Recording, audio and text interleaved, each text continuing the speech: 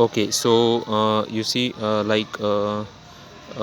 is alveolar cavity. Air is inside the layer that is one cell thick. It is squamous epithelium of alveolar wall.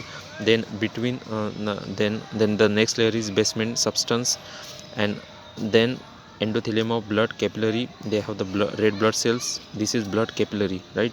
So this is where the gases exchange takes place, and that's it. Like, now the next thing is, see the diagram, like representation of exchange of gases at the alveolus and body tissues with blood and transport of oxygen and carbon dioxide. You see pulmonary artery that carries the deoxygenated blood. This is the only artery that carries deoxygenated blood. Rest of the arteries carry, that is systemic arteries, they carry oxygenated blood, where PO2 is 95%.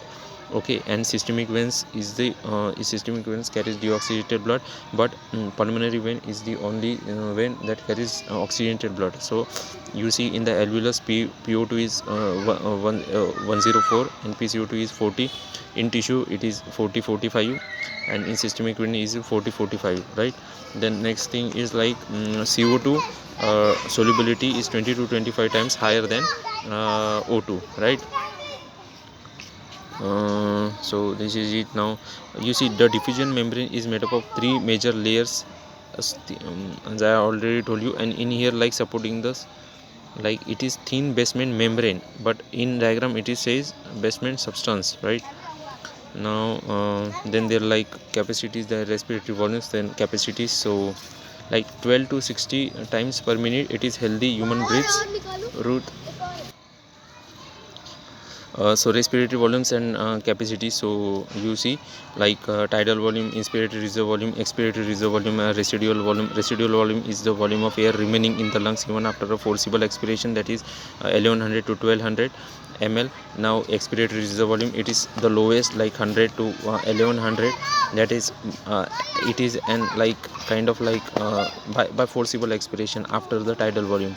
Now inspiratory reserve volume, like person can inspire by forcible inspiration 2500 to 3000 ml, it is the maximum, and tidal volume it is 500, that is normal expire or inhale. And a healthy man, it has like 6000 to 8000 ml per minute. And then inspiratory capacity involves tidal volume plus inspiratory reserve volume. Expiratory capacity involves tidal volume plus expiratory reserve volume. Functional residue volume, FRC plus, like FRC, ERV plus RV. And then vital capacity, the max to max, like maximum breathe in after the forcible expiration. And so this is like ERV, TV and IRV, total lung capacity, vital capacity plus residual volume. So ERV, RV, TV and IRV. So this is it. Now then there is like mechanism of breathing, inspiration, expiration. So breathing will have two stages. So in inspiration, like there is contraction of diaphragm and contraction of the external intercostal muscles, that ribs and sternum gets raised up. And so this is the inspiration. And during inspiration the volume of thorax increase, so there is low pressure. So air comes from atmosphere to inside this thoracic cavity. So as the thoracic volume increases, so pulmonary cavity is also increases, because indirectly it's regulated. And then expiration, like when like diaphragm relax, arch upwards, and ribs and sternum relax to back to position, so the pressure increases, so that releases air to the outside. So this is the expiration.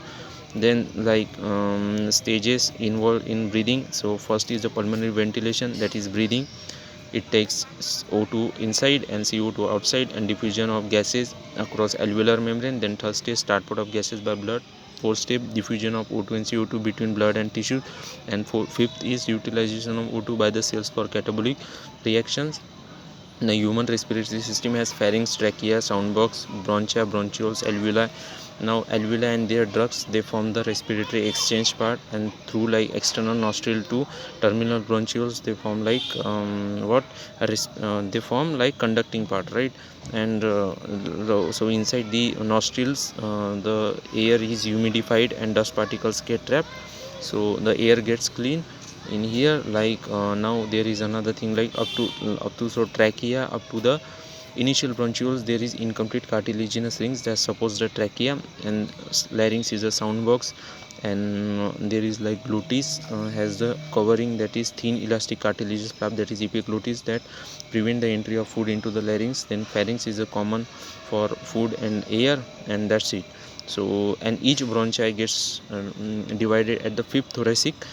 Wait, let me tell you like okay, so the trachea is a straight tube extending up to the mid thoracic, which divides at the level of fifth thoracic vertebra, right, into left and right bronchi. So this is it.